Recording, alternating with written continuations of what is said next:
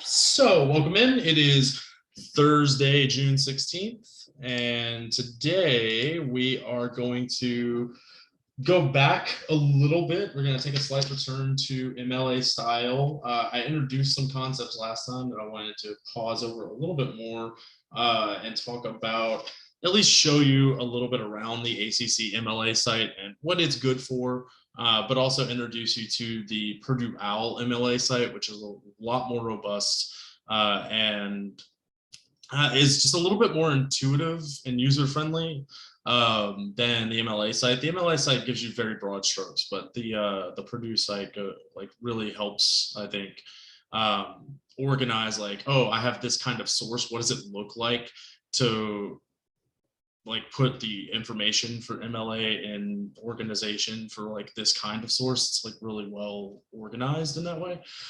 So we'll look at that. I'll bring back my student model essay, which will, kind of live with us for a lot of these basic concepts as we go on. After the MLA stuff, I want to introduce at least the first half of the essay writing slides, which would be slides 1 through about 14, give or take.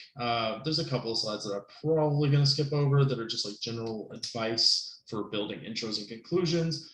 But I'll at least introduce the 5-paragraph essay structure today and the pi paragraph model. Those are the big ideas that we want to take away today.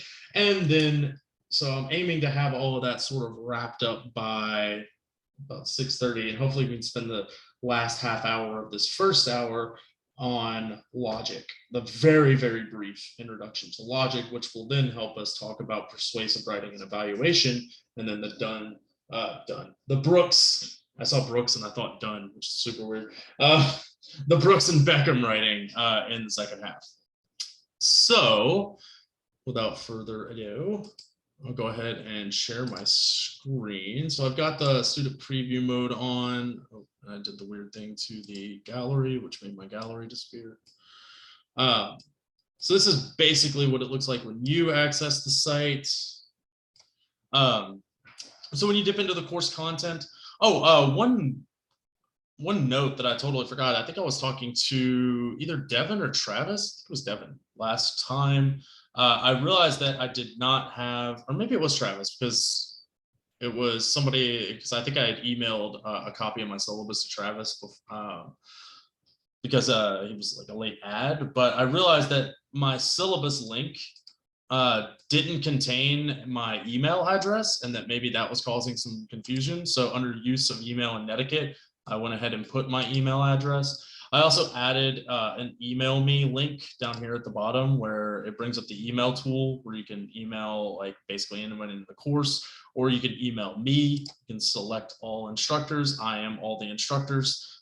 So if you use that, you can email me directly. Most people seem to have found my email address, but I realized that I didn't have it posted in the most intuitive place, so I went ahead and addressed that.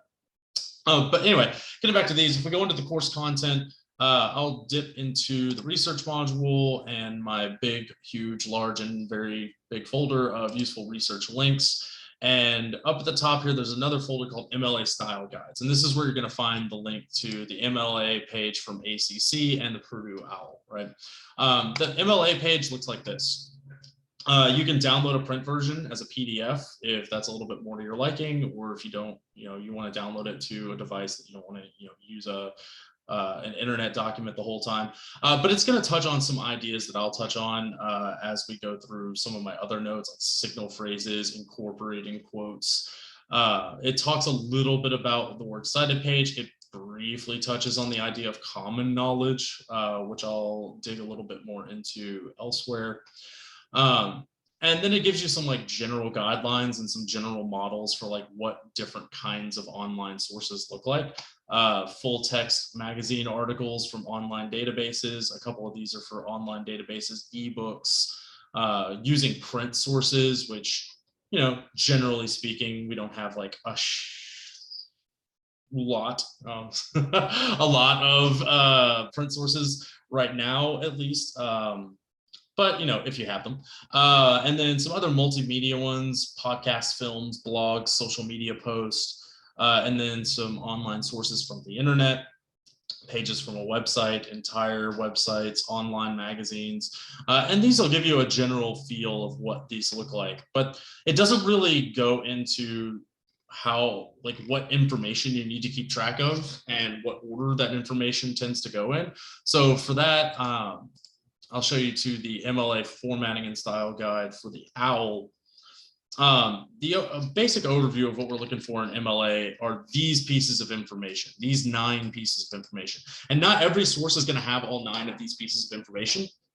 Some sources only have a few, other sources have all of them.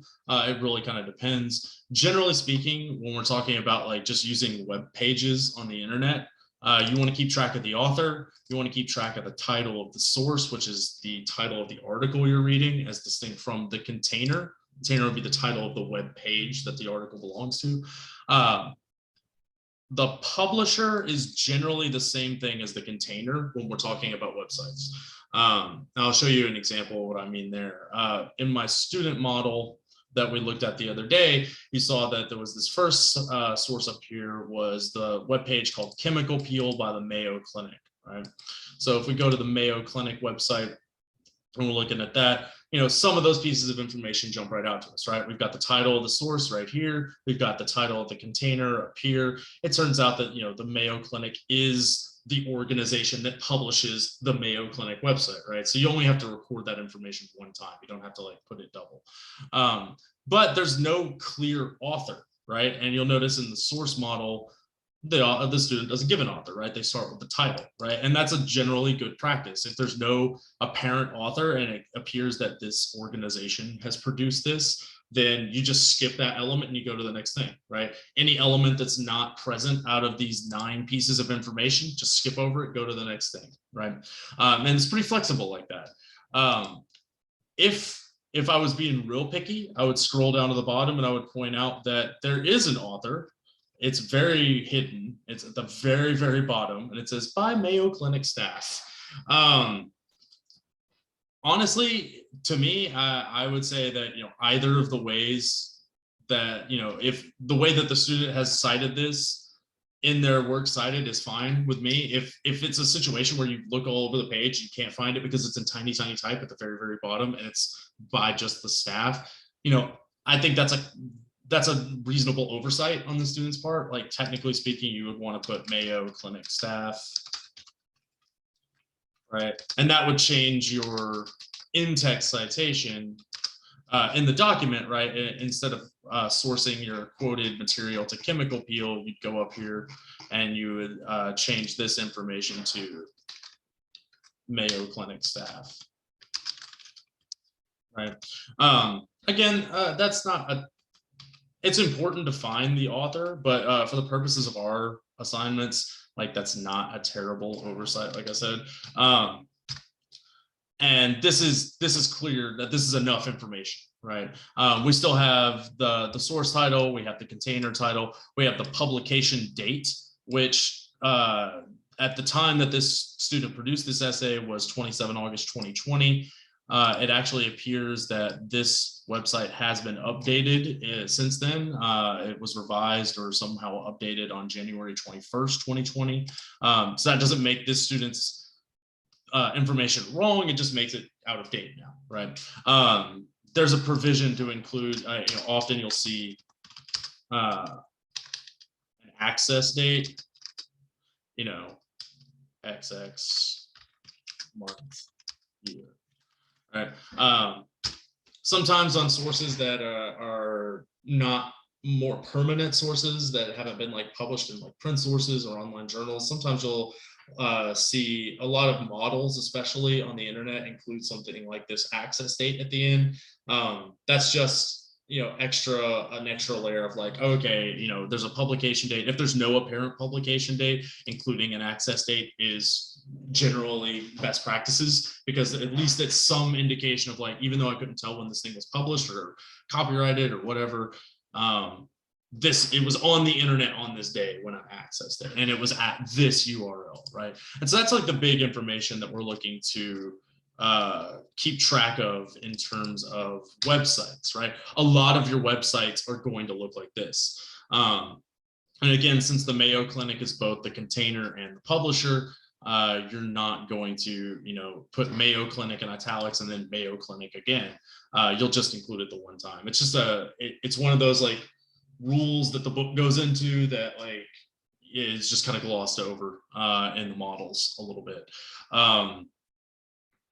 This other one is a little bit different. This one is from an academic journal, and it's got, generally speaking, it's 80% of the way there. There's some incorrect information that if you go to the actual source, you see pretty clearly that is incorrect. For instance, the author's name is Taslim Arif, not Arif Taslim, and it seems that the student has like gotten that backwards. That this is actually his first name or their first name, and this is their last name. So this actually should be the other way around. And otherwise, the title's fine. What's really interesting about this is there's usually more than one way to cite something, especially if it appears in more than one place. This one, the URL that student gave me goes to the NCBI database, but you'll also notice there are some other ways you can access this. This has a DOI, which is called a digital object identifier. These website, these addresses up here, right? That's a URL. Everybody knows what a URL is these days, right? URLs are not static. They're flexible. People can, domains can lapse and content can disappear from the internet. A DOI is permanent. So if an object has a DOI attached to it, that you want to put that actually instead of the URL, because that's a more permanent way of keeping track of it. Alternatively, if you go over here to this PDF version of it, PDF versions are generally a little bit more readable. They're a little bit more easier to understand. The information's organized a little bit more aesthetically for you. We've got the title of our container. We've got our publisher. We've got our title of our source. We've also got all of the pertinent information. Like, it's very clear what this author's name is. And actually it gives us a little bit of a rundown of who this individual is and where they practice, or in this case, where they teach or do their research. Also, we get the pertinent publication information. This was published on 26th August 2015. And like I said, it's just a little bit more readable in general. Alternatively, we could also go to, let's see, the actual site itself. A quick question: what would you write if you were citing the PDF? So if you're citing the PDF, it depends on where you get the PDF, right? So if you got the PDF off of this page, then there's actually some more information that we would include. I'm trying to find. So let's say I go to the DOI, right? Let's say this is the version of it that I want to use as my source, right? This is the most immediate version of the thing, right? And you'll see that Dove Press is an open access journal. So this is actually just freely available on the Dove Press database itself. And so in this instance, you would cite it to pretty similarly to how the student has it on this. Only instead of this NCBI URL, you would cite the DOI here. Also, since it was originally published in a print journal, there's actually a page range that we need to put in. It was published on between pages 455 and 461. If it's an academic journal, that most of the time, even academic journals that were published only digitally are paginated. And if something is paginated, then that pagination goes in the location element, right? It's combined with location when we're talking about stuff on the internet. This is both the URL and in the case of something special like an academic journal where it's publishing electronically or an ebook, something that in print also has page numbers and you can clearly see that there are page numbers, then that also changes the nature of your citations, because one thing that the student hasn't done is given me the specific page numbers from which this content is taken, right? They're just going off of the NCBI version of it. And so they're not using page numbers because the NCBI version isn't paginated. But if they were using this version of it, which is the PDF version, you'll notice that if you go into that PDF, there are page numbers, right? Down here at the bottom, it starts on page 455. So, these citations, and again, I don't know what page this came from, but our citation would change a little bit. And since it's paginated, we're going to include that pagination in our in-text citation. Usually, pagination only occurs with print books and scholarly journals, and whether or not those are physical things or digital things. Websites generally aren't paginated.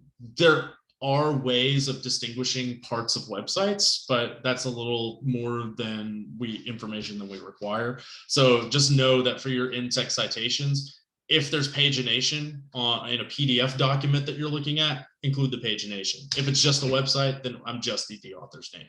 Or the way that this student has done it, if there's no author's name, whatever that first element of the in-text citation in the works cited is, this is what's going to go in your in-text citation, right? And that's what's going to tell me. It's a way of indexing, right? Here's this language, go to this index item. And then your works cited is kind of like your index. It's like, oh, okay, this is where, this quote comes from this source. And I can go like directly to it, right? And the more specific we can be, the better, right? So this would actually include, a page range 455 through, whatever, 461. We would put a comma there, and then we'd end on what is actually this DOI, which we would just copy and paste that whole DOI thing. And it should probably look more like that. Put a period there. We can, be sure to like wipe the formatting too. When you copy and paste, one of the easiest ways to tell if students are copy and pasting is they just leave the formatting on. And it's always in a different format than you have it. In terms of like whenever you're building a works cited, this I've showed you sort of the roundabout long way of doing stuff. You'll notice that there's this little tool over here that says cite. If you click that, it gives you citations, which is really useful. A lot of academic databases will include some form of, oh, here's a way to cite this thing in 8 different formats, right? So the one that we want is MLA. So you would, highlight that, make sure you're copying the actual text itself, and then you would just, go to your document and you could, paste it right in. You could wipe your formatting and then you fix that a little bit whenever you go in to do your proofreading, make sure it's double line space and all that good stuff. You put your period there, right? And we still have to do a little bit of doctoring to this one.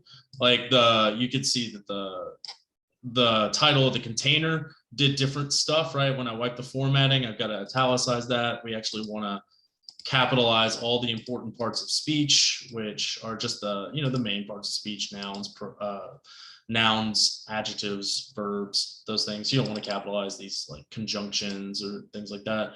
It doesn't have all the proper punctuation in it. We have to put a comma between our elements, put a comma here. It actually turns out there's no little PP thing there. This academic journal actually has what's called a version or a number, right? And you'll notice we have elements 5 and 6, version and number, right? This indicates that something is published. Academic journals are published sometimes multiple times a year, and they'll say like, this is the spring volume 1, issue 5, or something like that.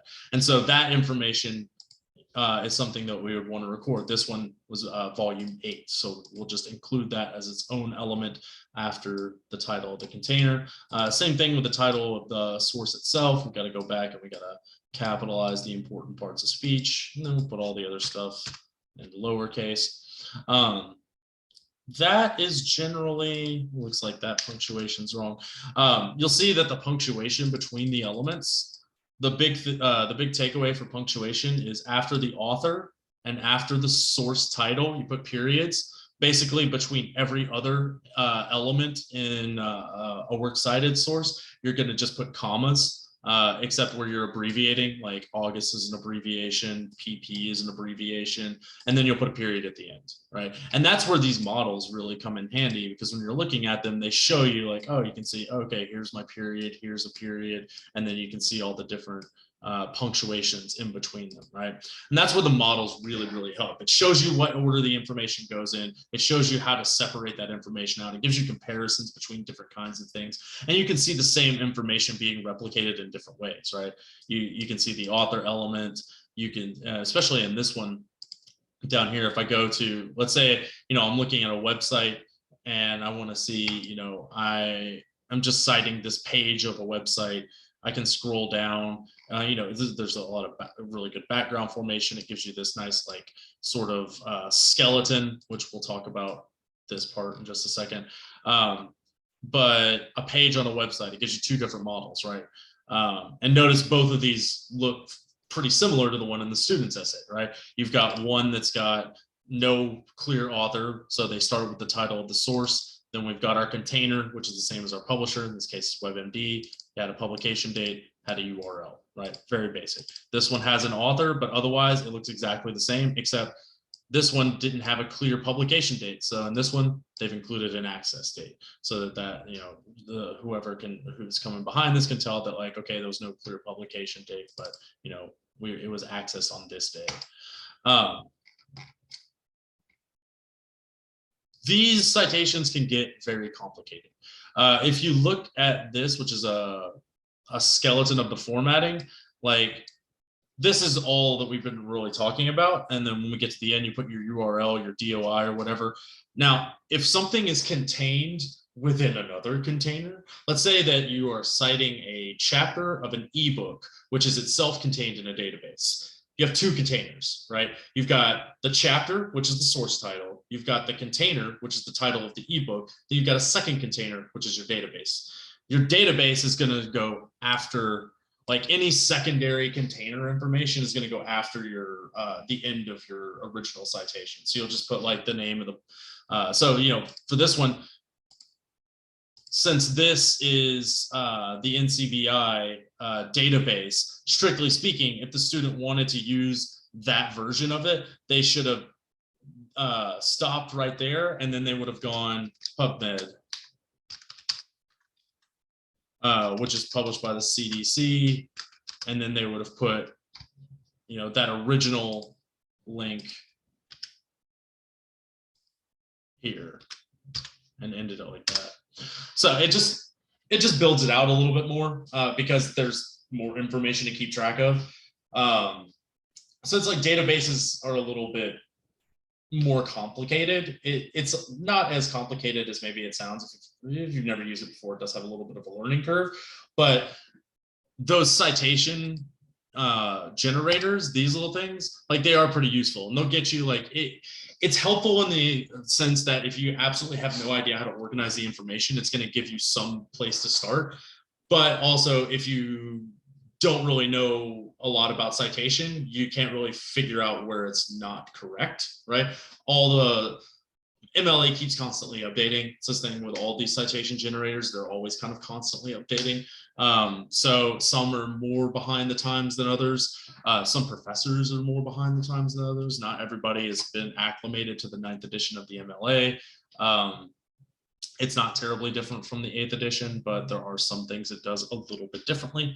You can usually tell if somebody's out of date with their MLA by what their citation format looks like. It always looks a little bit different in the older models. Anyway, it's a lot of information. Any question? Where can we find the links for these websites again?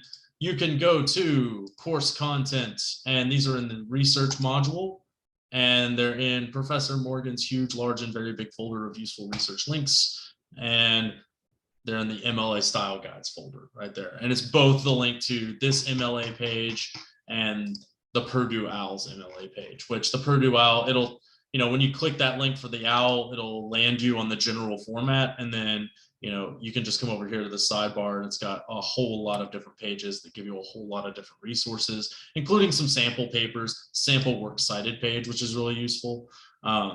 It like shows you what a bunch of different kinds of sources look like when they're alphabetized and organized. It's really useful there.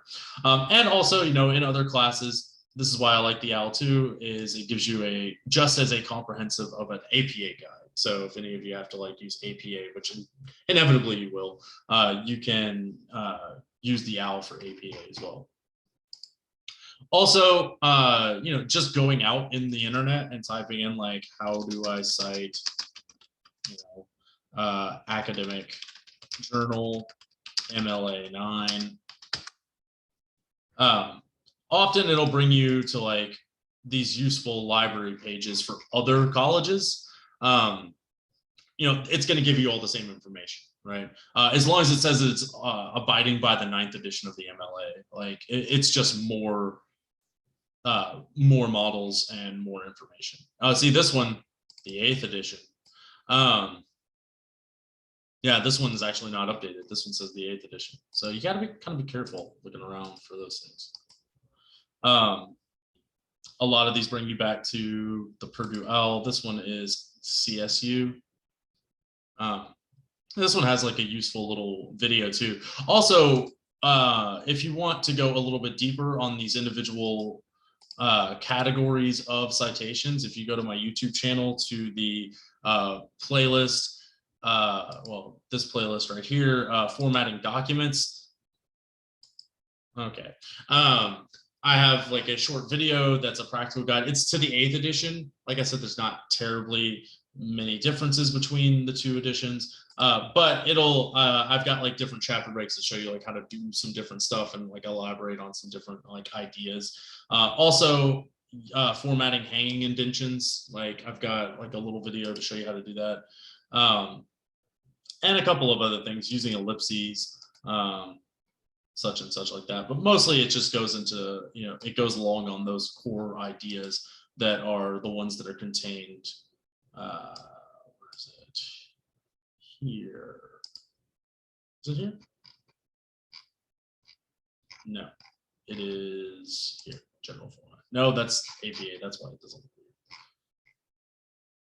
weird. Doing citation stuff. There we go. Right. It's just these. Oh, there we go. It's just, you know, elaboration on these ideas, like these individual elements. Any other questions, comments, concerns? I will say that MLA sounds much scarier than it actually is in practice.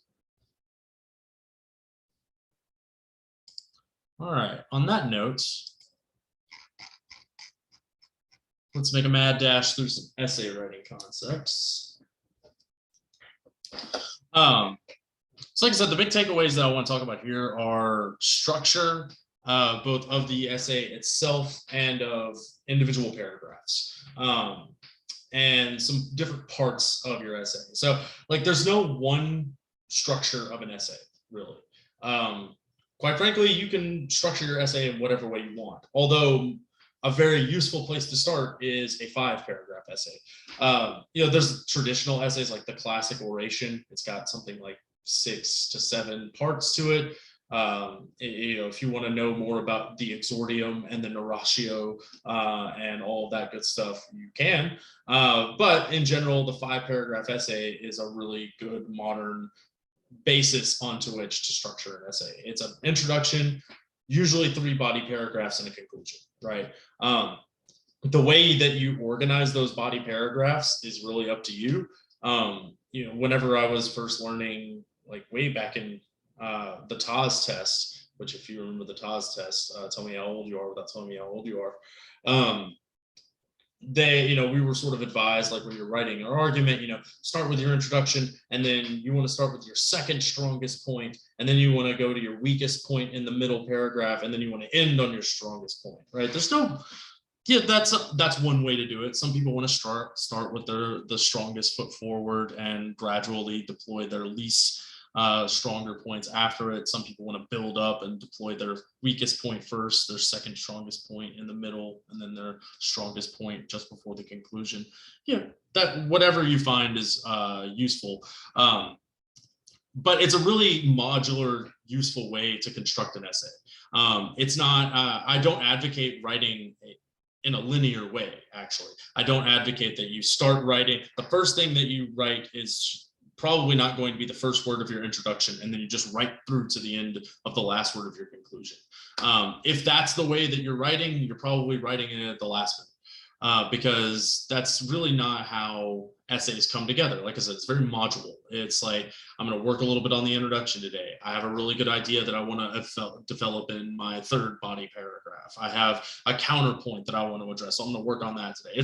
That's really more of like a collage kind of way that essays, especially a research paper, comes together. It's very rarely like, I'm going to sit down, I'm going to pound it all out right now, and it's going to go from start to finish.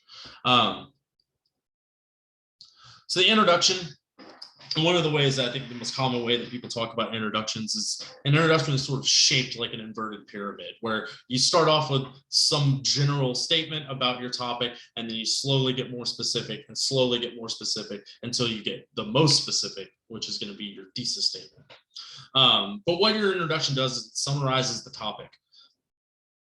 You don't want to, you want to engage your reader's interest. You want to identify your topic and delineate like the scope of what you're talking about. You want to provide any sort of essential context that that your reader is going to want to make your argument that's going to follow make sense. And then the last sentence of your introduction, you want to end with your thesis statement. For some practical purposes, it just makes it easier to identify those thesis statements.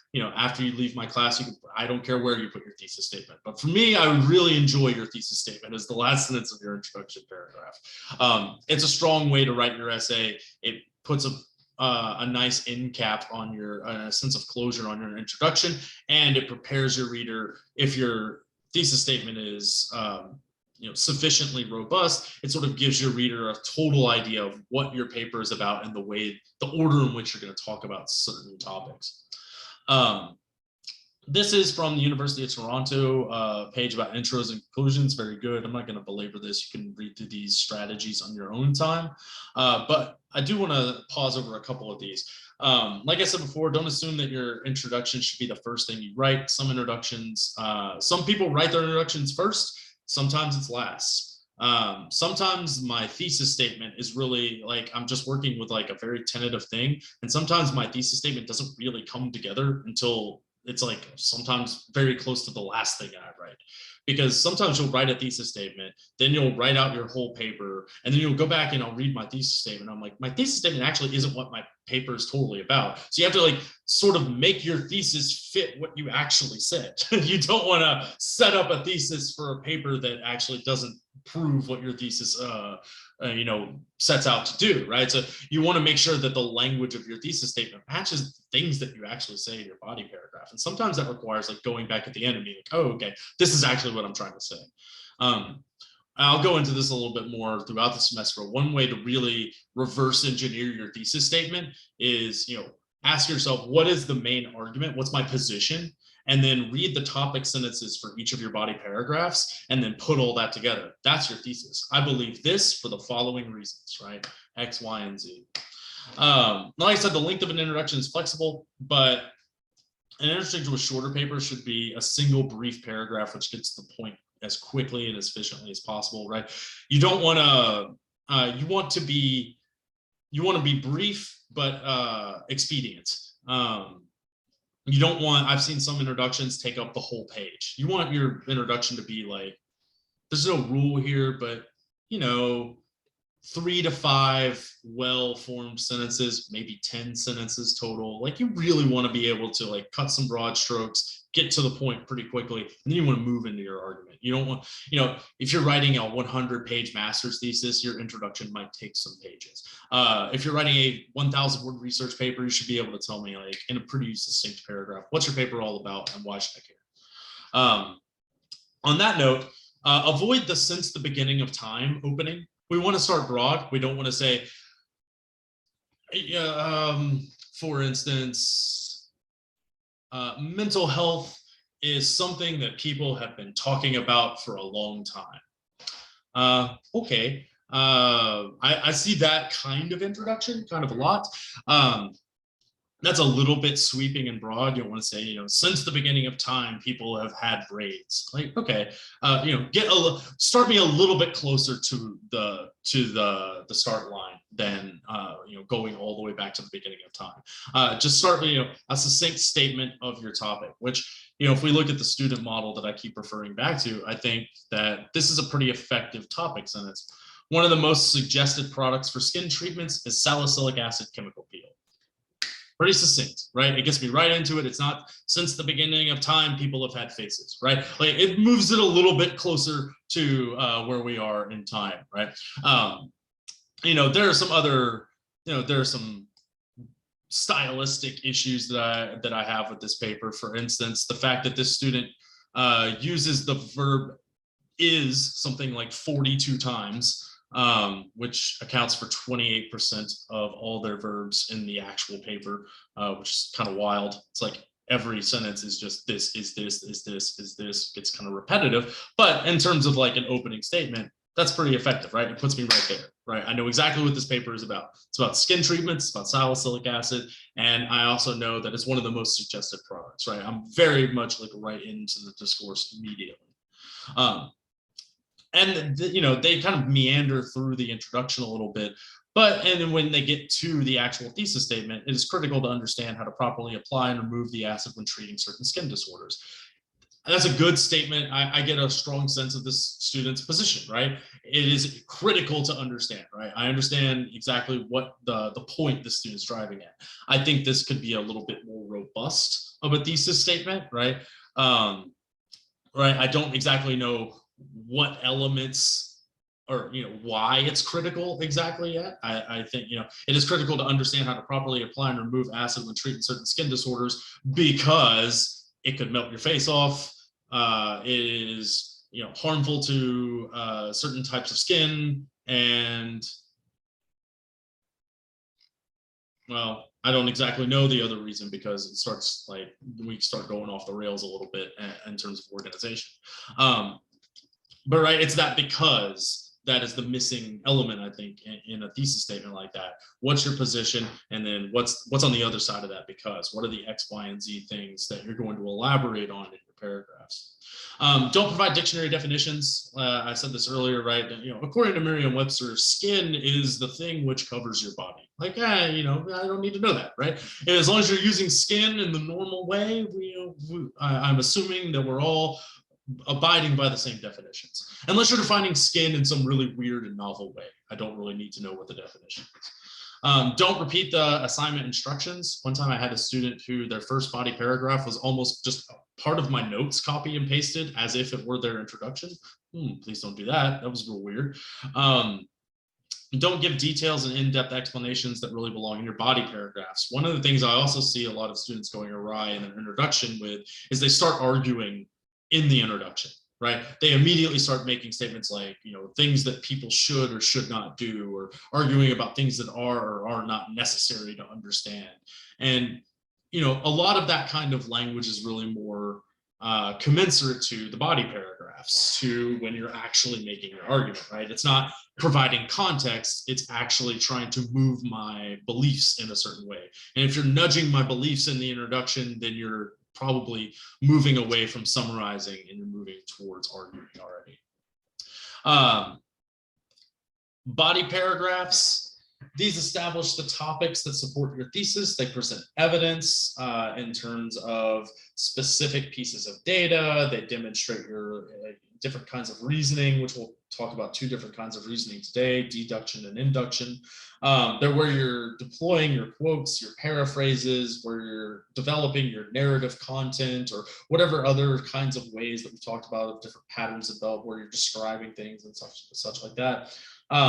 They tie your insights to your thesis statement. We'll talk about how each of the parts of a paragraph have a specific job to do. And one way I really like to talk about that is the PI paragraph model. PI stands for point, illustration, explanation. And another way of thinking about these are like, point is basically your topic sentence. The I part, illustration, this is your evidence. This is where you're using your quotes, you're using your paraphrases, you're demonstrating some kind of reasoning process. And then explanation, you're tying that evidence and reasoning to your thesis. It's the what's it all about, why is it important, how does it relate to your argument part of your paragraph. So like the topic sentence, this is the shortest part of your paragraph. It's usually one, sometimes it's a sentence or 2, but it's what tells your reader what is the subject of this paragraph, right? What is it all about? You know, for instance, we go back here. We often develop skin disorders as we age, and when that disorder is diagnosed, we often seek out treatments that are efficient for our skin type. But to safely treat a disorder, it is important to understand what ingredients cause allergic reactions, as well as how intense the medication can be, right? And so I get a strong sense of what is this paragraph going to tell me about? Well, this paragraph is going to tell me about the ingredients that cause certain allergic reactions, right? And maybe how they interact with skin types, right? That's what the focus of this paragraph is going to be all about. And generally speaking, we want the paragraphs to focus on a single idea, and a topic sentence states that idea in a straightforward way. Another thing I see that students go awry with in their topic sentences, they start immediately with quotes.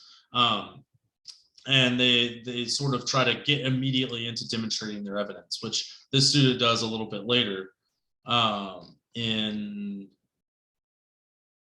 this paragraph. This paragraph just starts, he states that during the preparation stage, there should be a, quote, appropriate patient selection and assessment of each individual skin condition is mandatory before considering a chemical peel. On the one hand, the student is nicely incorporating the quote, and we'll talk a little bit about incorporating quotes seamlessly into the pattern of your sentence. They've got a great in-text citation here, but I have no idea what this paragraph is about, right? We've just started off with a quote, and we've actually started kind of in the middle of making a point about something. And if you read a little further back, to give a greater detailed explanation about avoiding the risk factors, a postgraduate student from the Department of Dermatology has a step-by-step process of what to do during preparation, procedure, and aftercare when using acid. Notice that this sounds like a topic sentence, right? This sounds like an effective transition to this quote right here, right? This is going to get me from somewhere else to this quote right here. And that's like really the upshot of the topic sentence, is it helps mediate between ideas, right? And so, if I was going over this, I would probably say something like, this actually is your topic sentence for your next paragraph. You need to this is where your paragraph break needs to be. Whether or not this paragraph is clearly not sufficient, right? That's probably not doing a good job explaining something. But this, if I were to connect these two together, now all of a sudden I have probably a little bit stronger of a paragraph going on here. Which brings me to actually using that illustration, using your evidence in the illustration section of your paragraph. You want to using paraphrases or direct quotes that demonstrate your evidence or make a point that you're trying to make. This could be using facts or specific examples, analogical reasoning, using an analogy to make a comparison between two things, using statistics or polls or hard data, deferring to expert opinions or analysis, right? Maybe you lack the credibility to make a certain point, but you've got a really spicy quote from somebody who doesn't lack such credibility that you can insert. Beckham does this quite a lot in his essay, right? Beckham's essay, and we'll talk a little bit about like the appeals in the second hour. One of the things I think that Beckham does really well is he defers to other people that he considers experts. I have some criticisms about the quality of, or exactly who he's deferring to under certain circumstances. For instance, I don't think John Adams really is a great source to use in a paper. I would have preferred a little bit more actual evidence in Beckham's paper. But he's relying really hard on expert opinion.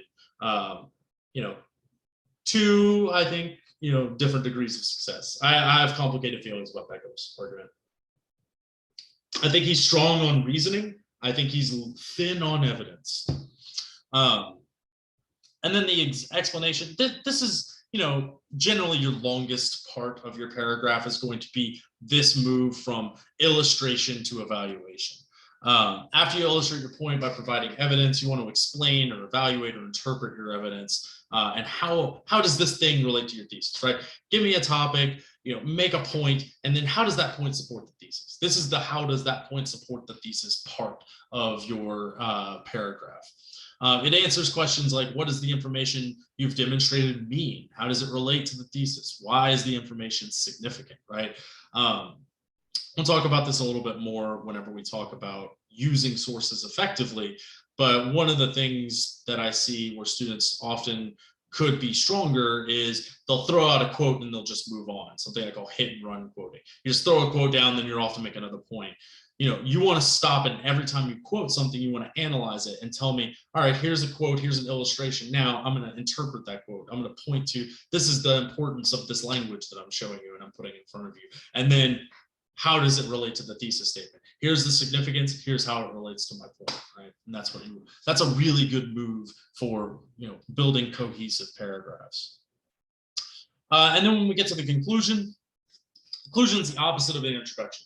The introduction is the inverted pyramid. The conclusion is the pyramid, right? So you're sort of think of it as like you're situating us in the discourse, and now you're bringing us back out, right? It's got a nice hourglass-like shape to it. It summarizes your main ideas. It sort of restates your thesis. And when I say restates your thesis, I don't mean it copies and pastes the exact thesis that you had down before. It's a restatement of like the main ideas of your thesis.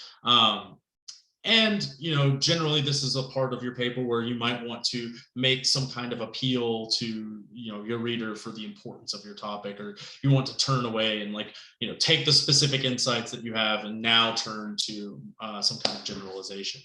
I have some strategies for writing effective conclusions here that you can read on your own, but we want to avoid starting with cliched transitions like in conclusion. Some people will tell you to do this. I will tell you not to do this. It's your last paragraph. I know it's the conclusion. You don't need to tell me in conclusion. There are some more effective summary transitions that you could use in place of in conclusion. Generally, I would just rather you just like begin to end, if that makes any sense, rather than sort of like. And it's kind of like the conclusion version of since the beginning of time, right? We want to avoid that kind of stuff. Also, avoid introducing new material. You're at the end. If it was important, you should have said it before. It's one thing to introduce a quote that maybe puts a fine point on your essay. It's another thing to like continue using illustration in your conclusion, and that's what you really want to avoid. Like if you want to use a quote that demonstrates like here's a quote that demonstrates like the importance of the thing that I've been saying. That's fine. That's a little bit qualitatively different than just putting lots of quotes into your conclusion to sort of pad out the word count or whatnot. You want your conclusion to give a sense of closure. You don't want to sort of open up the door to more unexamined material that you didn't look at in your body paragraphs. And that brings us to a pretty natural conclusion. We'll look at this next time. We'll start not in the next hour, but actually on Tuesday, we'll talk about using sources and transitions. What we'll do now is we'll take a quick 10 and we'll come back and dive into logic, and I'll try my best to sort of knit all three of these together: logic, persuasion, and evaluation. And we'll go from there when we get back.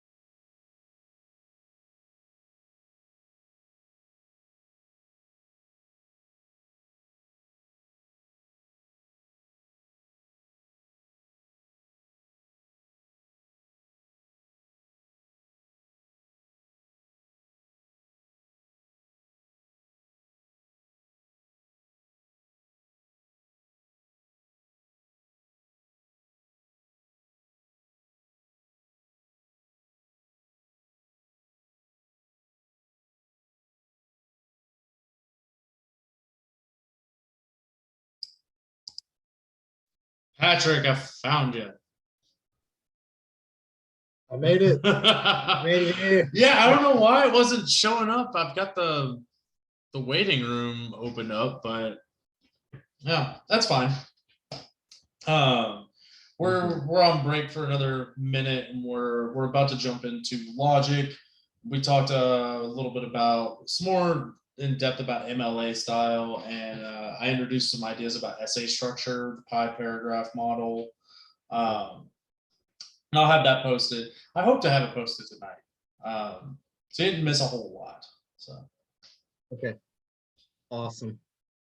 glad to have you. Good to be here. It's good to be here. Mm-hmm. We have is ACC going to be shut down for Juneteenth tomorrow? You know, I don't even know. Maybe.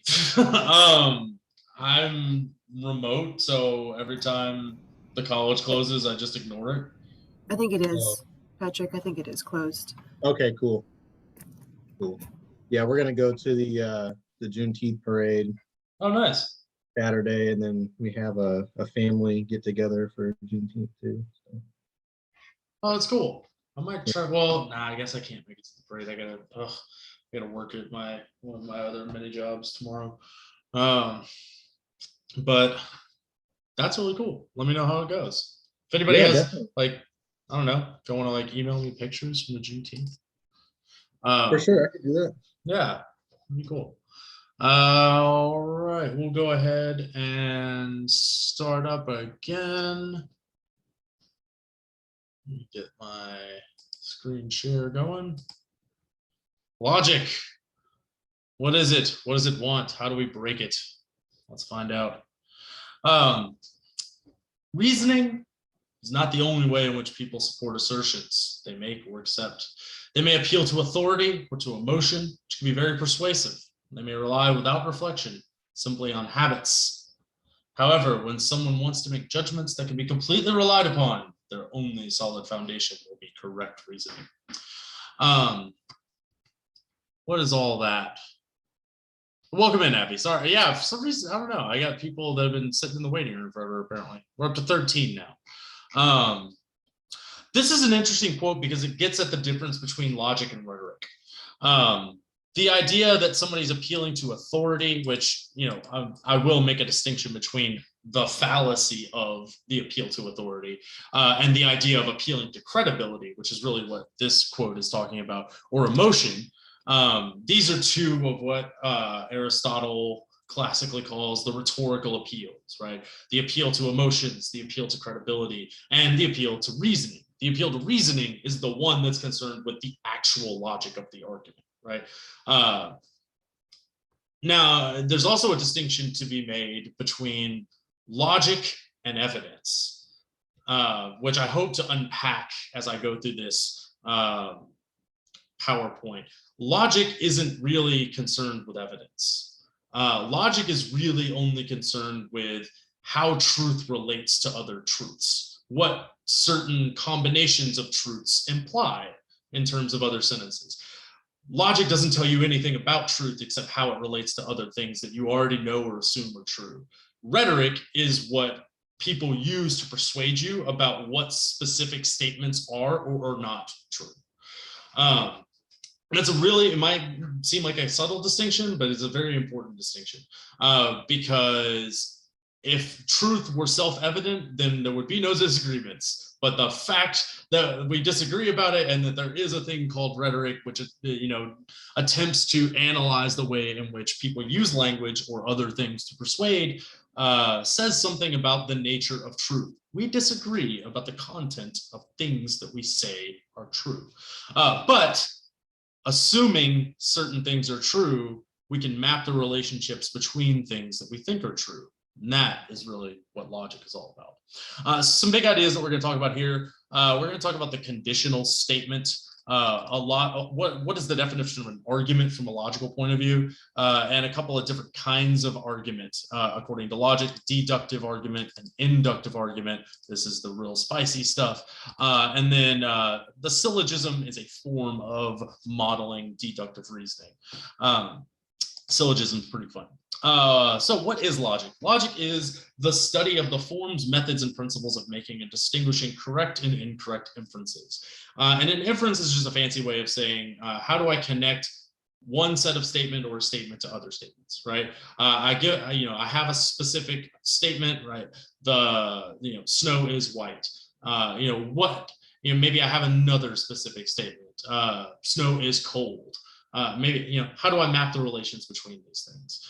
And we'll look at some statements here in just a second and talk about, what do those statements imply? But sometimes logic and inference are used sort of interchangeably, right? You could say logic, inferences, reasoning, like they're all sort of talking about the same thing, right? It's about how this statement or statements relates to or implies other statements. A statement, and this is very specific, right? When we talk about grammar, we talk about sentences a lot. Another way to talk about sentences is to call them statements. Another way to talk about them is called propositions. Another way to talk about it is called claims, right? These are all roughly synonymous, but they have very specific meanings, especially when we're talking about logic. In logic, a statement is a claim which has a truth value, which can be expressed as a declarative sentence. And a declarative sentence has, it's basically any sentence that ends in a period, generally speaking. Except for imperatives. Logic can't say anything about imperatives. Imperatives are commands. Mostly imperatives end with exclamation points, but if you write something in the imperative mood and end it with a period, that's not truth functional. Truth functionality means that it's a statement of fact about the world, right? This water bottle is blue, right? That is a truth functional statement. It can be true or false, right? It happens to be true, right? This water bottle is pink is not true, right? It's objectively not true because we could look at it and we could say, it vibrates at a certain wavelength of light, or light reflects off of it and reflects at a certain wavelength that we interpret as blue, if you want to get really technical about it. This coffee cup is a badger. Not true, right? Not a true claim. This coffee is delicious. No, well, that's a little bit more subjective. Is this coffee cup a badger? Is not a truth functional group of words. It's a question, right? A question can't be true or false. A question demands an answer, to which is a statement that itself could be true or false, right? It's like I said, a subtle but important distinction. A truth value is just the quality of being true or false, and it's only a property of sentences. It's strictly wrong to say that a specific argument is false. Arguments can't be false. Arguments can be invalid. Arguments can be unsound. Arguments can be weak. Arguments can contain fallacies. Arguments cannot be false, right? Only individual statements can be false. And also importantly, not all sets of statements are part of arguments, right? It's important to understand what parts of statement, and sometimes like when we're talking about like Beckham or Brooks, you've got to do a little bit of translation into like a form that, the actual argument itself isn't really all like totally apparent from the words that the author is using, because ordinary language and logic language are a little bit different. Right? Logic language wants to be very precise and very rigorous. Ordinary language is very fuzzy and very ambiguous. And that's why when you look at something like Beckham's argument, I think that Beckham has a strong argument that could be better supported with evidence, whereas I think Brooks has a bad argument that is basically a set of disconnected statements that amounts to listen to me because I'm very wise. But doesn't really provide any kind of evidence, and also doesn't really seem to have a coherent position other than like, I'm just a guy that knows a lot of stuff. I'm not a big fan of Brooks' argument. So let's talk about it. Let's take this one to town. Let's talk about this first statement up here. Are humans mortal? That's supposed to be humans, not human. But what do you think? True or false? Or something else? It's a question, so it can't be true or false. Absolutely. It's a question, right? So if I'm reading an argument and I come across a question, I know immediately that that's not a part of the formal logical argument that's being made, right? It's irrelevant to the question of what is the argument here, right? And this is all about like recognizing where is the actual logic of the argument in ordinary language, right? You see the question, you know that, okay, this isn't part of the formal argument that's being made. What about the statement, no humans are mortal? Is that true or is that false?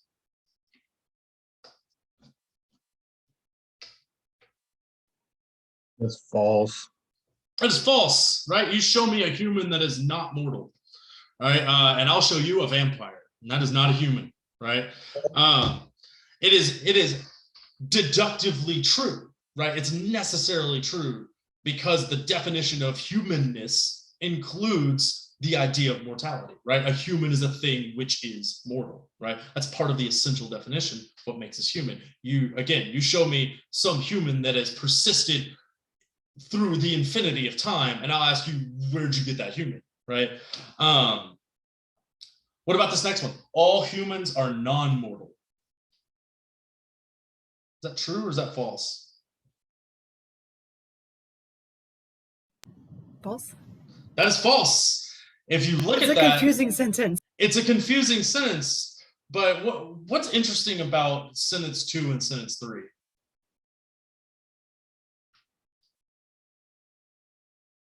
They're presented as fact. They're statements.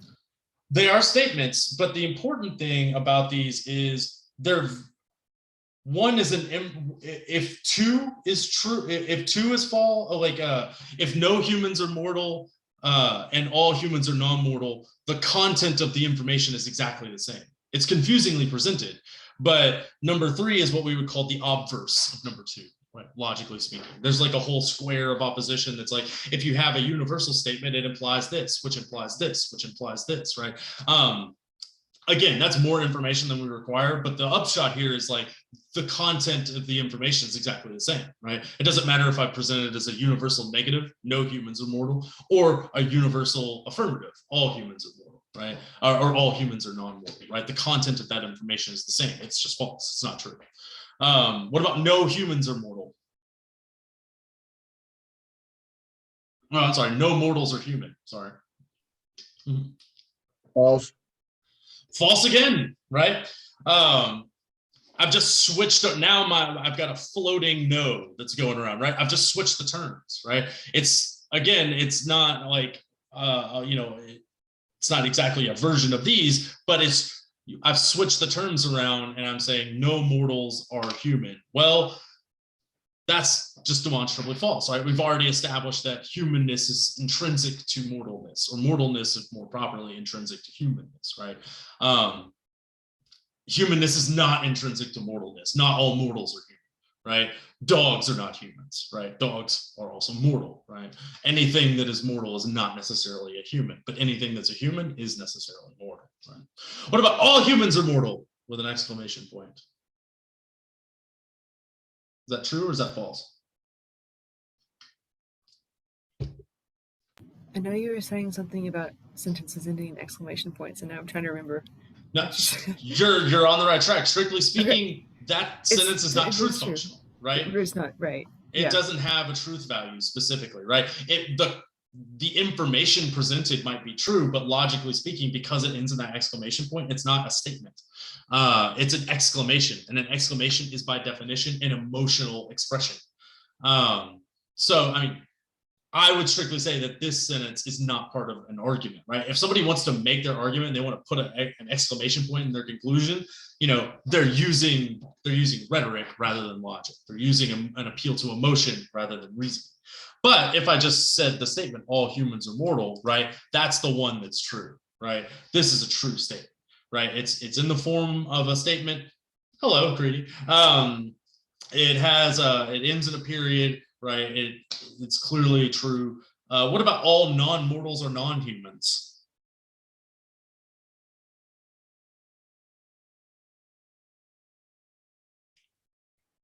It's like a word puzzle. That is true. You're right. Again, confusing. This is what we call a contrapositive. It takes the positive terms of a true statement and it just flips them. And it says that, if all this is this, then all not this is not this, right? It's the same quality of information. It's just presented in a very confusing sounding way, right? And that's all logic is. It's just moving these terms of no, all, some, not. It moves those around, and it's like, how does this affect the quality of the information here, right? And that's also why, like, whenever you're dealing with ordinary language, you don't usually see arguments that have statements that are like this straightforward in them, right? We're usually interpreting more complex sentences. This is very basic. Good. Speaking of modeling information, you often see information modeled in the form of a conditional statement. These are if-then statements. If-thens are not arguments, but they're often like the opening line of an argument. A conditional statement is composed of what's called an antecedent and a consequent. Antecedent just means the thing that comes before, and a consequent literally means the consequent, right? It's the consequences of the antecedent. And they can be arranged in either way, right? Down here, if you look at these two examples, if the battery is dead, then the phone won't turn on, or the phone won't turn on if the battery is dead, right? It doesn't matter logically which one of those comes first or second, because there's more going on to these than meets the eye. If you want to learn more about conditional statements, you can learn about necessary and sufficient conditions, which is a little bit more information than we're going to get into. But these are often like the opening line of an argument, right? If the battery is dead, then the phone won't turn on. Then proposition 2, the battery is dead. Therefore, the phone won't turn on, right? That is an argument, right? That's what's called a proof of condition. We have a conditional statement. We have a second statement that attempts to affirm what's called the sufficient condition. And then once that is affirmed, we have we can assume that the consequent is true, right? The sufficient condition is met, therefore the necessary condition can be assumed after that. Again, a little bit more information than we require, but the upshot here is that you'll often see, if you're looking at if-then statements, you're looking at the language of an argument. This is like not an argument itself, again, but it is probably part of an argument. It's a model of causal reasoning. It's saying that these two things are causally connected in some way, right? But also, and we'll look at this a little bit later, right? Just because, or what if I were to say, what if I were to throw out the argument, if the battery is dead, then the phone won't turn on. Proposition 2, the phone won't turn on. Can I then infer that the battery is dead?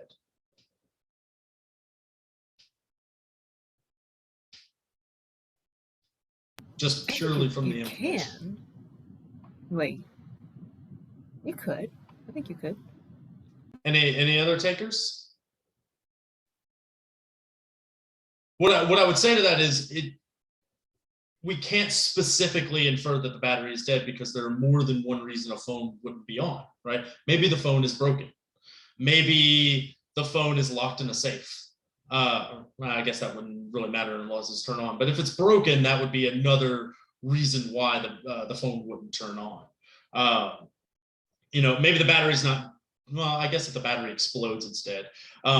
But if from this conditional, right, we'll talk about a little bit of what that reasoning is. I have what I think is a pretty good example of that is a formal fallacy. If you assume the consequent is it's a formal fallacy, right? If I say the battery is dead and the phone won't turn on, the phone won't turn on. Therefore, I infer that the battery is dead. I'm making a fallacious line of reasoning, right? I'm affirming the necessary condition without the sufficient condition being met. That's like the logical definition of that. I've got another example that'll show you. We're gonna look at some deductive arguments. So like I said, in the study of rhetoric, we use the word argument in a very loose way. Often I'll refer to Beckham's argument. And by that, I mean like the whole text itself, right? But when we're talking about logic, we're talking about a very specific and narrow definition. An argument is a set of statements which supposed to lead to another statement. That's all it is, right? It's either one or two. In deduction, we're talking about usually two premises leading to a third statement called a conclusion. In induction, it's often just a single statement, which is then supposing to provide some sort of like justification for inferring a conclusion from it. And we'll look at some differences between deduction and induction and some of their problems. But recognizing premises, looking at any two pieces of information, since we're looking for relations between variables. And when I say X and Y, these could be any kinds of evidence you want to insert here, right? It's very mathematical in this way. Logic and math are very conversant in a lot of their like formal pretensions. But anytime you see words like since or because or something follows from or given this, assuming that, right? This is the language that, hey, premises are coming your way, right? Not all the time, but usually these are pretty good indicators that, hey, we're gearing up to throw out some premises for a conclusion. And then same thing with conclusions. Whenever you see words like therefore, hence, accordingly, consequently, right? Things that indicate causal relations between things. That like because of this, therefore this, right? Therefore, thus. Sometimes really pretentious people give you like the Latin, which I think is it's not thus. I forget what the Latin phrase is, but there's like a little Latin word that people use sometimes. Ergo, that's the Latin one. Ergo is a very, if you see an ergo, somebody's being like pretentious, but maybe a conclusion is coming, right? And so that's like zooming in on this language is where you'll sort of be homing in on this kind of like argument language, right? And like if you were to look at Beckham, for instance, this essay is a brief reflection on the purposes of education. I offer a mild critique of the prevailing view about education in my own Commonwealth of Kentucky, and I enlist some others whose views I share and make this central argument, right? Here's the argument, here it comes, right? Here's the conclusion. Education should help us with solving the problem of living a good life. That's his conclusion, right? That's his thesis statement. This is what, I'll set up what I think his actual argument is. But this is, he telegraphs it. It's coming a mile away, right? Here is my argument. Not everyone is so charitable. Brooks does not telegraph that his argument is coming. Brooks is just like, here's a bunch of stuff, right? And you kind of have to really, Brooks does something which I think is incredibly unfair, which he says, over the past few weeks, America's colleges have sent another class of graduates off into the world. These graduates possess something of inestimable value. Given these sentences, given these statements that America's colleges have produced graduates and these graduates possess something of inestimable value, what is that thing of an inestimable value you think he's talking about?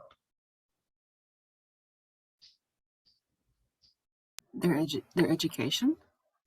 Exactly, right? Maybe even their degree, right? He kind of leaves us hanging there, but that's not where he goes, right? Where does he go? Nearly every sensible middle-aged person would give away all their money to be able to go back to age 22 and begin adulthood anew. It's a non sequitur, logically speaking.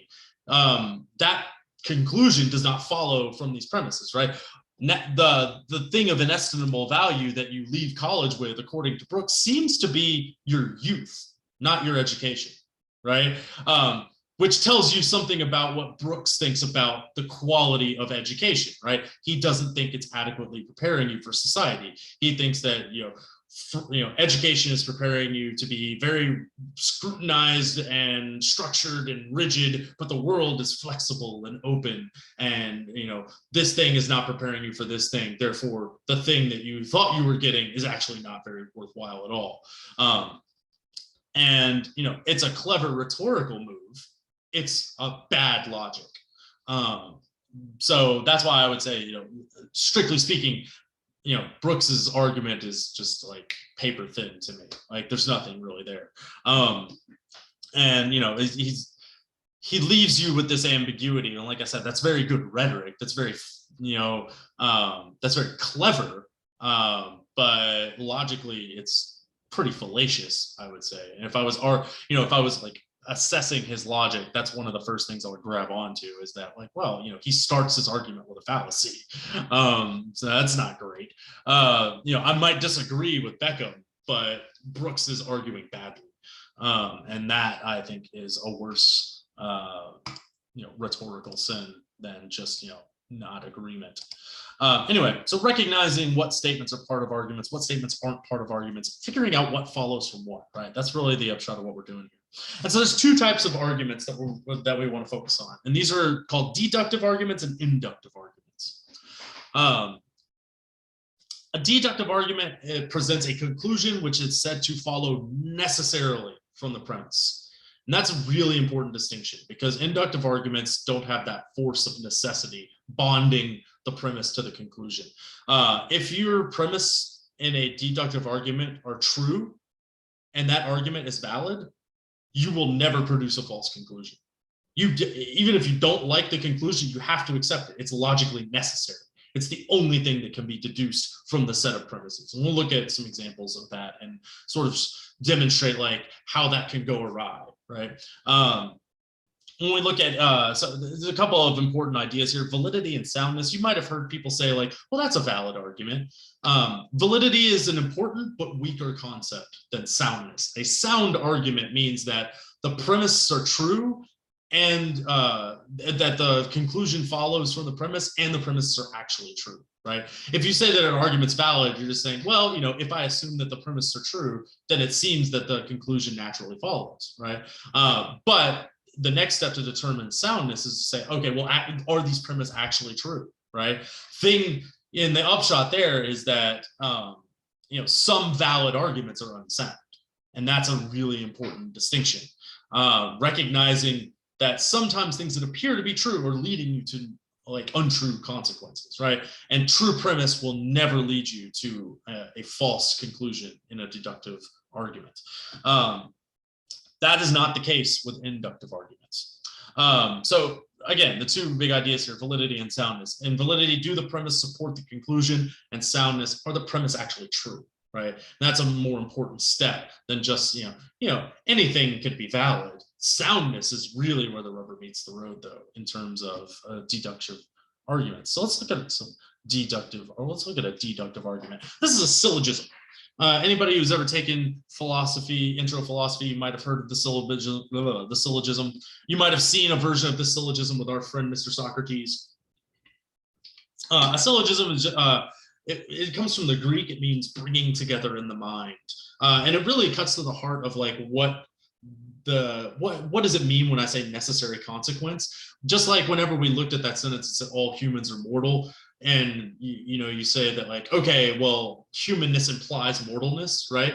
Now, how, if I combine that with some other specific insights, what does that bring together as the necessary conclusion of tying these things together, right? So if I said all humans are mortal, which we have already agreed is a true statement. Let's say that I am a human, right? Professor Morgan is I'm an example of a human. Some person is a human. Some individual is a human. Therefore, I must be a human, right? And the schema is all X are a Y. Z is an X, therefore Z is a Y, right? There's a common term that's shared by two distinct truths. And if those two truths share this common term in a formal way that's permissible, then you can infer a third thing. And that third thing is your conclusion. And that this is necessarily true. There's no way, unless we lived in a universe that operated on different principles, that this statement is false given these two statements, right? These statements all imply each other, right? I could just say let's say I take one of these out. Let's say ignore this. What if I said all humans are mortal, therefore Professor Morgan is a human, right? It's assumed just by the conjunction of those two statements that this is buried in there. This is baked into that idea. If all humans are mortal and I'm a human, I have to be mortal, right? I participate in humanness, and humanness possesses mortalness. Therefore, I must also possess that thing, right? Let's look at some examples. All mammals have lungs. All whales are mammals. Therefore, all whales have lungs. All right, so a two-step process of validity and soundness, right? Validity are, given the truth of the premise, do the premise seem to imply the conclusion, right? If it is indeed true that all mammals have lungs, and if it is indeed true that all whales are mammals, does it necessarily follow that anything that possesses this and anything that is a part of that would also possess this? Does this seem to follow from these two? It does seem to follow, right? Like if we assume that both of these things are true, it seems like this has to be true, right? Mammals all possess this thing. All whales happen to be mammals. Therefore, if all possess this thing, then these two things have to be related, right? If this is related to this and this is related to that, then this must be related to this, right? So this is the only thing that you can really infer from those two statements. So, or is this actually true? Right? So we've established its validity. Is this a sound syllogism? All mammals have lungs. All whales are mammals. Do all mammals have lungs? It is true, right? Just like yeah, it's part of the scientific. it's part of the definition of exactly. It follows from the definition of mammalness to have lungness. So and if all whales are also mammals, which is true, right? A whale is a mammal. It follows just from the definitions of these words that this has to be true, right? It has to be a valid argument. It has to be a sound argument, right? Yes, the solid ground of absolute truth. It feels good, doesn't it? What about this? All four-legged creatures have wings. All spiders have only 4 legs. Therefore, all spiders have wings. Now, so bracket out what you might be feeling emotionally right now about the truth of this, and just ask yourself, if these two statements are, let's just assume that they're true, right? If they're true, is this conclusion, would it be valid to assume that conclusion if those two statements were true? It would, right, Deborah? Because it's the same form as the previous one, right? It's just different. It's just got different ingredients, right? If all four-legged things are related to this and all spiders are related to this, then in the same way that the mammals and whales example are, this conclusion would follow, right? That's valid. Is that true? Are these premises true? No, it's absolutely not. This is ridiculous, right? All spiders have only 4 legs. The definition of a spider is, 8 legs? Hope it's 8 legs. Also, all four-legged creatures have wings? What are you even talking about? What is, like, some fantasy universe? I mean, there'd be unicorns. I'm not sorry, Pegasus. I mean, Pegasi. That'd be cool. That would be cool. But that's still, even the existence of a Pegasi wouldn't confirm that all four-legged creatures have wings. It would confirm that a Pegasus is a creature that has 4 legs and has wings, right? So, as much as you might want it to be true, it just isn't, right? Because it's just, these are not, this is something you should be noticing about deduction, is that it's really semantics. Oh yeah, I know, right? Spiders that can fly. I have enough problems with those beetles, much less a flying spider, which there probably is a flying spider that I just don't know about. It probably lives in Australia with all the other terrifying insects and crustaceans. But you should be noticing that, like, deductive arguments, like the internal combustion engine of a deductive argument is rigorous and precise definitions. As long as the definitions of the things are clear, then, right, it's very clear how these things relate to each other, like just by the definition of the words itself, right? So one thing that's like, again, yes, the warm embrace of deductive consequence, but deduction is kind of boring. It doesn't tell us anything that we actually don't already know, right? We kind of already have to know what is true to make deduction like spicy, right? We can look at a couple other examples. All fishes are mammals, all whales are fishes, therefore all whales are mammals, right? Well, what have we got here? All fishes are mammals, all whales are fishes, therefore all whales are mammals. Like, if we assume that all fish are mammals and all whales are fish, then it would stand to reason that they share the same term. Formally speaking, all whales are mammals. It would seem the conclusion follows from the premises. We even have a true conclusion. All whales are mammals. We know that. We're on solid ground there. What's the problem? Fish aren't mammals and whales aren't fish. The premise are absolutely ridiculous, right? It's absurd. Up is down, left is right, cats sleeping with dogs. It's absolutely ridiculous. But it's valid, right? It's valid, but it's unsound. What about all whales have wings? All mammals have wings. Therefore, all whales are mammals. How do we feel about this?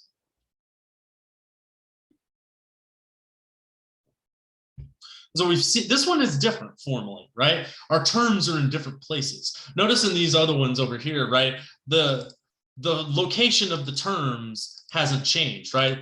The whales and the mammals share fishes and fishes in this way. But over here, the terms have changed. Now the whales and the mammals are sharing a term over here. Changes the content of the inference that you can make, right? given the fact that all whales have wings, and given the fact that all mammals have wings, can we conclude that all whales are mammals? What can we conclude from these two statements together, if anything?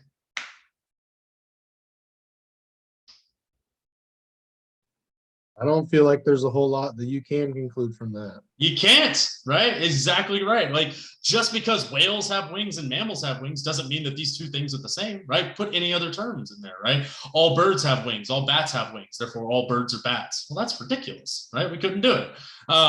So the premise, even if we assume they're true, don't lead to the conclusion, right? Invalid, unsound, right? Conclusion's false, and it turns out the premises are false. So, but again, whales are mammals, actually the conclusion is true, but it's that, we can't get to this truth from this conjunction of terms, right? Like, they're deductively unsound, right? Feels so, we live in a universe of such certainty, right? Well, it turns out not so much, because deductive arguments aren't the only kind of arguments we can make. Deductive arguments, these are arguments based on definitions, based on mathematics, something called a hypothetical syllogism, right? If we paired up a couple of syllogisms together, with conditional statements, right? If this, then this. If if all humans are mortal, then if all humans are mortal, then Professor Morgan can die. If Professor Morgan dies, then his mom will be sad. Therefore, if all humans are mortal, then, well, no, that doesn't really follow. But that's the sort of thing, right? Pairing up two conditional statements to produce a third conditional statement. That would be a hypothetical syllogism. A disjunctive syllogism, this is an either or, right? Either this or that. One of these things is true, the other is not, therefore, or one of these things is not true, therefore the other thing must be true. Again, this is a little bit more information than you require, but these are the kinds of arguments that you're going to run into that are based on deduction. Anything arguing based on definitions is deductive. Anything appealing to the laws of mathematics, or you could even say the laws of, like, physics, generally speaking, or the laws of science, or certain laws established in science. Unfortunately, we do not live in a world where the future is clear. Deduction tells us a lot about the past, and we know a lot about the past because the past doesn't change. And we almost necessarily have to live under the assumption that generally the future resembles the past. That is not necessarily the case. It often turns out to be the case that the things that have happened in the past continue to happen into the future. But if that were always the case, then gamblers would make lots of money all the time. But they don't, because the future is uncertain. There are variables that we don't understand. There are things that we cannot take into account. And that is where we come into inductive arguments, which attempt to reason from things that we know to predict things that we don't know. And this, like I said, is where the spicy arguments really come in, because this is reasoning about the future. It's not just talking about things we already know, right? This is trying to account for the way that things could be, or the way that things may be, given certain truths that we start with, reasoning towards things that resemble in the future, right? So in an inductive argument, a conclusion follows probably from the premises. It's probably the case that X is going to happen given Y, right? And inductive arguments operate on strength and cogency. These are parallel concepts. The only difference really being this idea of cogency is weaker than soundness, right? Just because an argument is cogent, it could also not turn out to be like a good argument. It could fail, right? And this is like the dirty truth of logic, is that sometimes logic, you could be absolutely logical and still turn out wrong, just because we don't know what's going to happen, right? And that's really the upshot with the difference between inductive reasoning and deductive reasoning. But it's the same sort of process of determining cogency that we would use to determine soundness, right?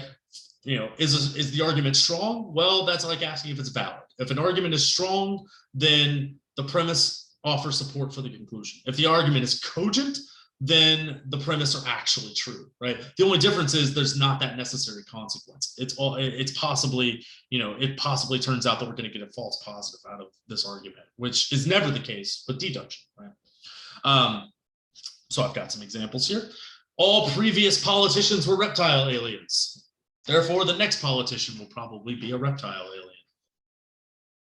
How do we feel about this inductive reasoning?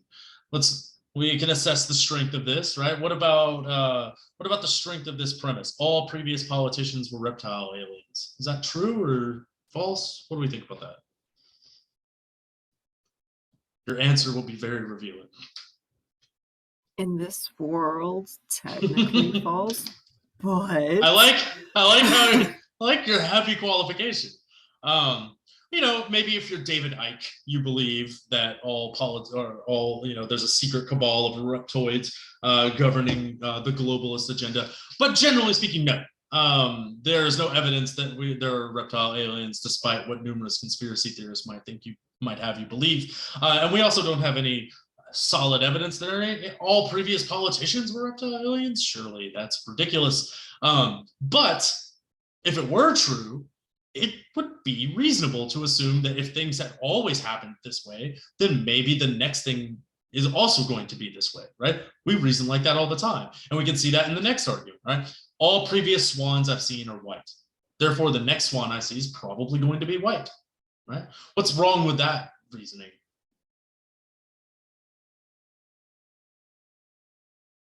How does that argument actually fail? Despite its strength and cogency. Anybody know anything about swans? baby swans are gray. Baby swans are gray, but there's a certain Natalie Portman movie that's coming to mind about the ballet. Oh God, no. Never mind. There are black swans. Some swans are black. Black swan populations are native to, I believe, Australia, and maybe they're invasive in a few other places. But at a certain point in history, this reasoning would have seemed almost deductively sound, right?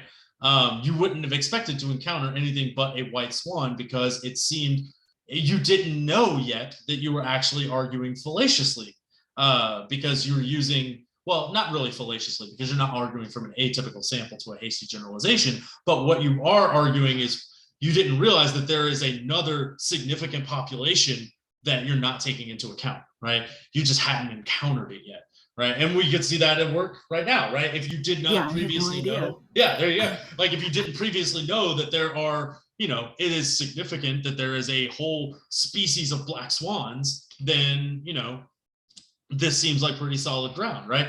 So just because all the swans that you've ever encountered in the world have been white, you might go to the zoo and like, holy crap, it's a black swan, right? I didn't even know, right? Now, it doesn't invalidate this, well, and even in the word invalidate isn't really right? We're using a truth, right? It is broadly true that every swan I've encountered has been white, to a prediction about the future. This is how we predict, this is how we reason, I would argue, about a lot of things, right? Everything I've encountered has been this way. Therefore, the next thing that is like the things I've encountered is probably going to be like that. Sometimes that's going to go wrong. And that's just the nature of induction. And you never quite know when that's going to be. And that's the fun of life, right? You can move these terms around, right? All previous politicians were reptile aliens. Therefore, the next swan I see will be white. Right? Same sort of process as before, right? Assess the premises and its relationship to the conclusion, right? If I assume that all previous politicians were reptile aliens, does that lead me to believe that the next swan I see is white? Does it lead you? Let's say, put anything in there, right? Every peanut butter sandwich I've ever had has been on wheat bread. Therefore, all water bottles are blue. Doesn't seem to support it, right? These are two totally disconnected ideas, right? There's nothing about the historical fact of, the alien biology of certain politicians that should lead you to believe anything about swans, right? None of the terms even match, right? It's just as this kind of reasoning is just as ridiculous as saying, you know, all airplanes fly, therefore buildings are tall, right? Well, one thing doesn't necessarily relate to the other thing. It's not an inference that you can make, right? It's weak reasoning. This is weak and uncogent. It's a similar thing going on here, right? And it also turns out that this premise is false, right? So it doesn't matter that the conclusion is true. You can't reason from a falsehood to a truth, right? This last one over here, all previous swans I've seen are white, therefore I'll probably pay my taxes, right? It's a similar, disconnect. It's a similar short-circuiting of reasoning here, right? Just because all swans were white has no relation to whether or not I'm going to pay my taxes, even if both of those things happen to be true. There's no clear relation between the terms, right? So I can't reason from swans to taxes, unless maybe the swans are doing my taxes, right? Maybe I'm doing my taxes with Swan and Swan LLC, but maybe then I'm equivocating on what I mean by swans. So much for inductive reasoning. Types of inductive arguments, and these are all the great arguments, right? These are arguments of prediction, or arguments about analogies, or generalizing from particular instances to generalizations. Arguing from authority, kind of like what Beckham is doing a lot, right? Like he's deferring to the authority of Martin Luther King, the authority of, weirdly enough, John Adams. Arguments from signs or symbols, right? This means, like, maybe I'm in an unfamiliar place, but I see like a road sign that looks familiar, right? It's a kind of argument from analogy. Like, oh, maybe I'm in a foreign country, but I see something that's like numbers on a sign. I'm like, oh, okay, this is a speed limit sign because it resembles speed limit signs I've known before. That's maybe a strong argument, maybe not, right? Maybe it's something that you don't understand. Maybe there's a cultural context that you're not taking into account. Maybe there's variables that you're not taking into account. And then causal arguments, X causes Y, right? We haven't really talked about this, but like, just because two things are correlated doesn't mean that one is causing the other. So if you've taken statistics, you've probably encountered the phrase correlation does not equal causation, right? I could say something like, in June, more ice cream is sold than at any other time in the year. Also, there are more shark attacks in June than at any other part of the year. Therefore, ice cream is causing shark attacks.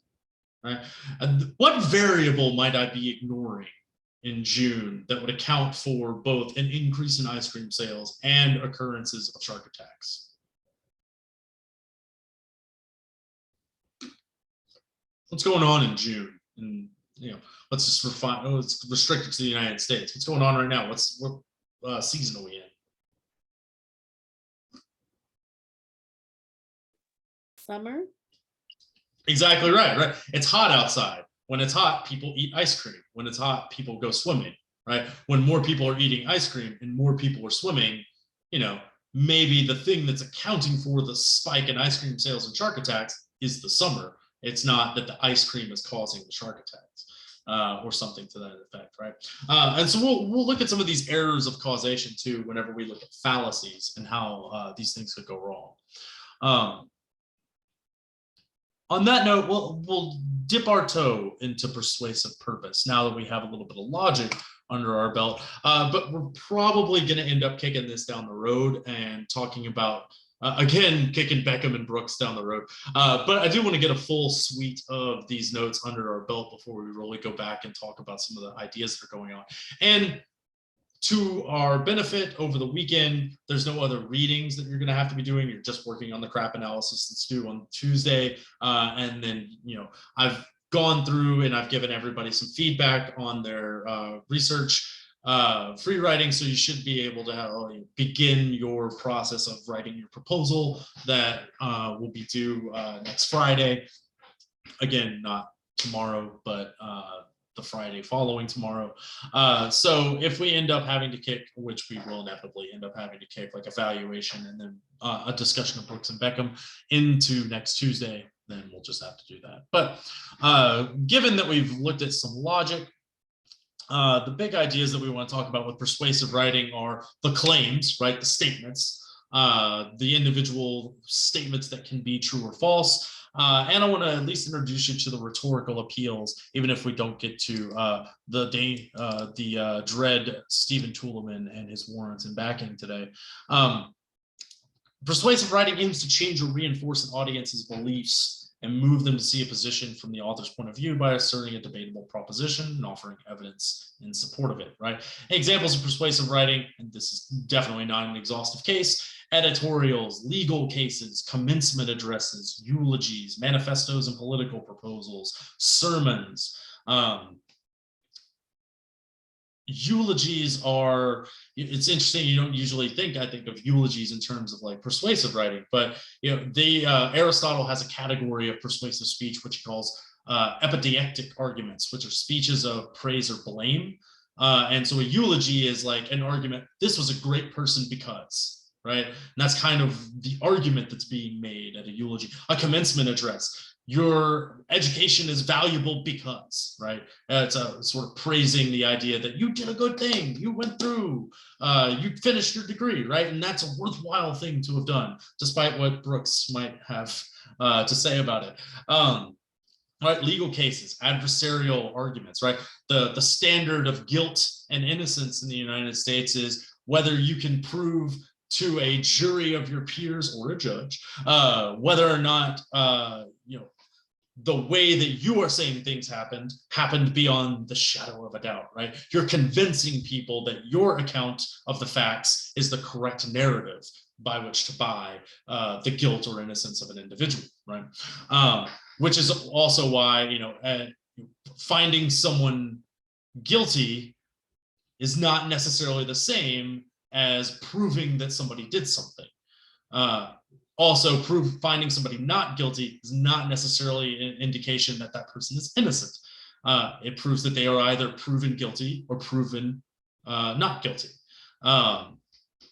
It really depends on a lot. The idea is those things are the same. That not guilty means innocence. It's not always the case. Sometimes we kill innocent people and send them to jail for a long time. Sometimes people who are guilty of heinous things get off free. Sometimes those people write books called "What If I Had Done It? This Is How It Would Have Happened," and which I'm specifically thinking of O.J. Simpson, who's famously acquitted for murder, and then much later wrote a book called "If I Would Have Done It," which I think is pretty universally agreed now that O.J.'s lawyers pretty much got him acquitted, and he probably did that thing. Regardless, adversarial justice system, it's not always perfect.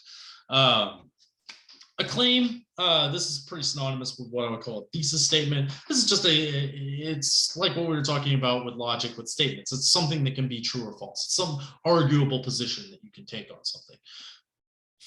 And it's like a referential thesis statement because it's a generalization, but the intention is different. Whereas a referential thesis is, it's a thesis which attempts to explain. A persuasive or an argumentative thesis is one that attempts to move your emotions. It attempts to persuade you to see things in a certain way.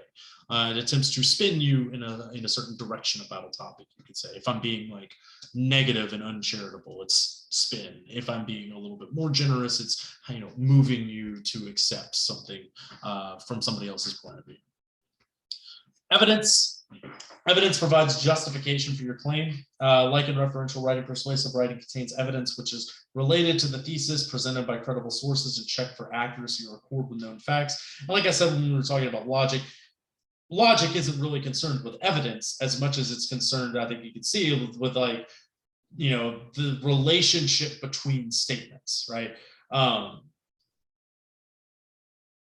Evidence isn't really a factor in the formal logic of an argument, you could say. It is a part of the appeal to reasoning, which is part of rhetoric, but strictly speaking, evidence isn't exactly a part of the formal study of logic. It's not part of the internal combustion engine which make arguments go. As much as it's a part of the larger strategies that people use to provide support for why you should accept the truth or falsity of particular statements, right? logic is about the statements, whereas rhetoric is about making a case for why you should think certain things are true. Why, I could say that all previous politicians were reptile aliens. Now I'm going to give you some evidence for the fact that reptile aliens exist and they have been all politicians, right? I might need to convince you of that a little bit. Rather, it's not self-evident in the way that the definition of a word, right, is self-evident. And so there's some different strategies that you can engage in from a rhetorical standpoint. They're looking at argument from the classical view. This is Aristotle. Toulamin, it's less a style of argument and really more of an examination of how evidence works. And then Rogerian arguments are more of Aristotle. Classical arguments tend to be adversarial, like the justice system.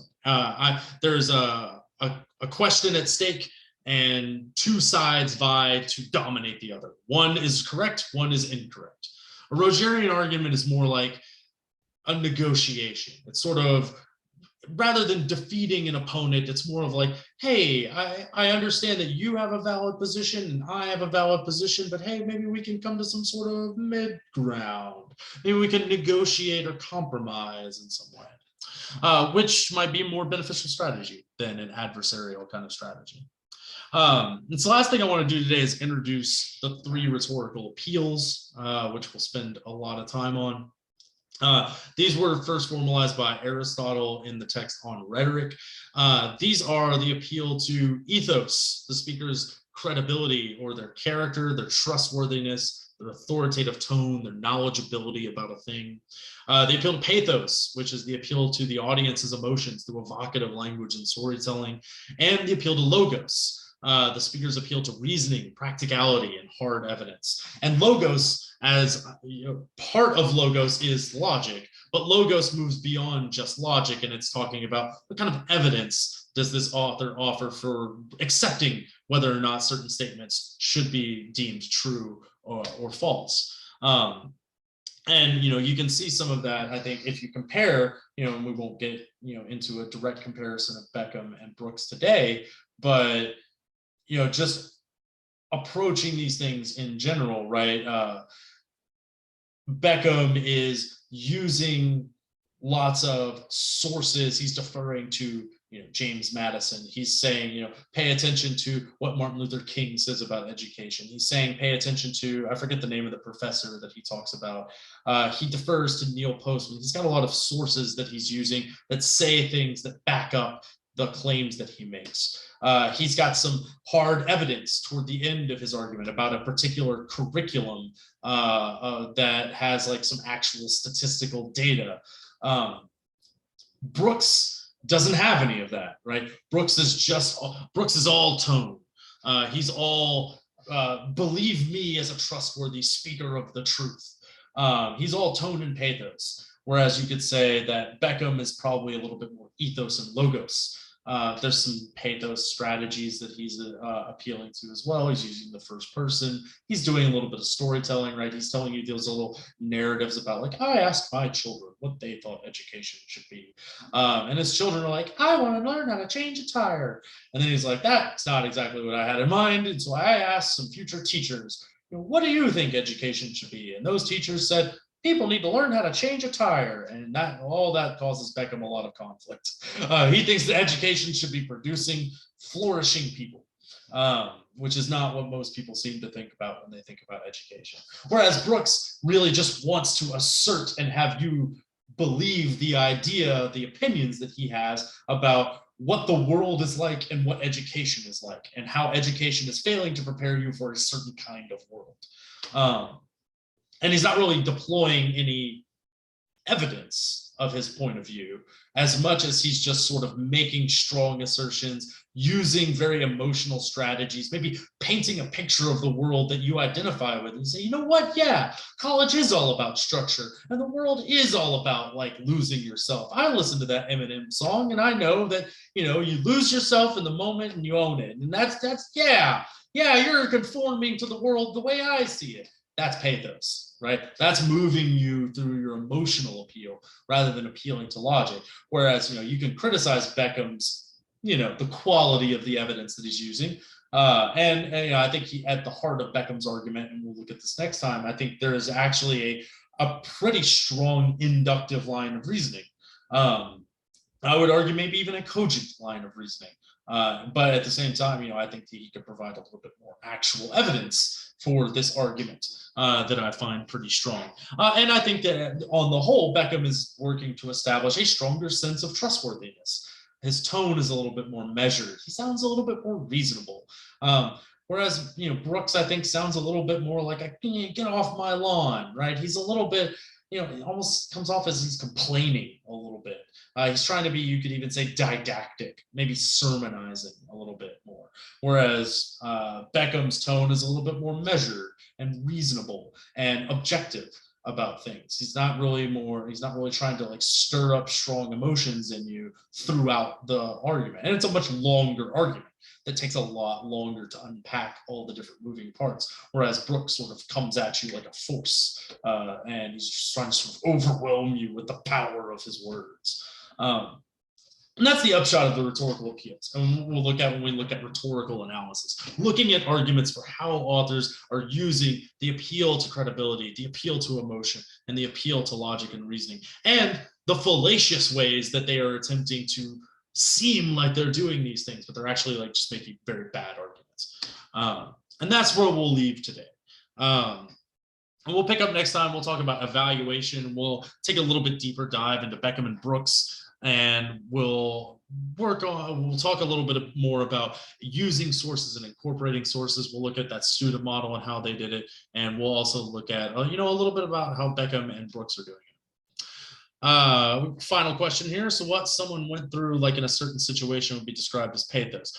That's a really great way to think about it. Pathos comes from the Greek word for suffering. It's where it shares a root with the word pathetic. It's all about, think about Cheryl Strayed. You could say that her argument about, the write like a motherfucker reading, it's strong pathos that she's evoking, right? She's really describing her emotional struggle, right? In order to, you could say, argue a specific definition of what it means to be a writer, right? You can approach her piece of rhetoric, you can approach her writing as if with the tools of rhetoric to analyze what she's doing. So talking about the conflict, struggle, things written about the first person in your experience. That's really the heart of pathos. Whereas logos is really like, it's not about me, it's about here's what this other person says. It's arguing from analogy. It's arguing about, here's some data that says, that we can interpret in a specific way. Here are some facts that we can draw some conclusions from. So, one kind of simple way to think about it, pathos is all about me using language to stir up emotions in you, to make you angry, to move you to frustration or hostility or some kind of emotional state to be like, yeah, you're right. It's to work you up into a frenzy. That's the movement of pathos. Whereas logos is more of like a, yes, I see your point. What a logical argument, right? What excellent reasons, how eminently practical, right? That's where really the division between logos and pathos is. And so we'll take a much deeper dive into these concepts in particular, basically over the course of the rest of the semester. And that's what we'll be doing. We'll be looking at pairs of arguments that are appealing to your sort of different ideological branches. And we'll see, how are these authors making these arguments in much the same way that we looked at we'll look at Beckham and Brooks. We'll look at them from a purely sort of argumentative, persuasive writing standpoint. And then we'll also sort of start examining things in a sort of rhetorical analysis kind of way. So next time, what we'll do is we'll pick up, we'll talk about Toulmin and Rogerian, and then we'll move into evaluation, and then we'll flesh out the rest of these things. So I'll go ahead and I'll stop my screen share there, and I'll stop